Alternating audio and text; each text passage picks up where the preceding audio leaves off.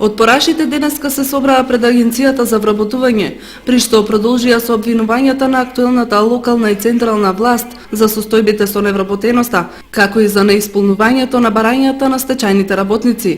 Токму одреден број стечајци кои отворено им се придружија на отпорашите предводени од СДСМ му дадоа политичка димензија на нивниот проблем, а за решавање на нивниот проблем членот на партијата Миле Андонов истакна. Еве денес сме овде пред Агенцијата за вработување или како што милуваат да кажат оние кои најповеќе ја посетуваат оваа агенција и треба да се прекрасти, Агенција за невработување. Сме овде да го изразиме нашиот револт, да запрашаме зошто постои воопшто оваа агенција. Дали некој прави анализа, дали некој ги согледува резултатите од овие евиденции овде што се водат и спрема тие резултати преземаат одредени мерки. А резултатите се поразителни за Кочани.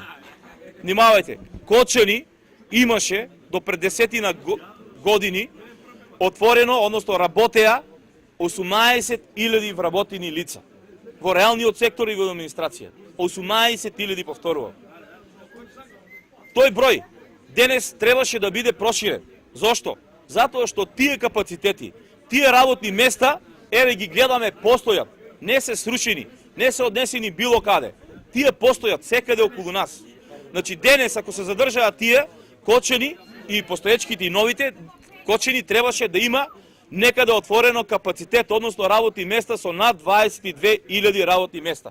Неколку часа по протестот на опозицијата, државните медиуми ја лиферуваа веста дека СДСМ одлучил да оди на избори. Ваквата одлука раководството на партијата ја донело по денешните разговори со представниците на меѓународната заедница, која во изминатите неколку дена вршеше постојан притисок изборите да не се бојкотираат, бидејќи тоа има сериозни последици врз интересите на државата и на граѓаните.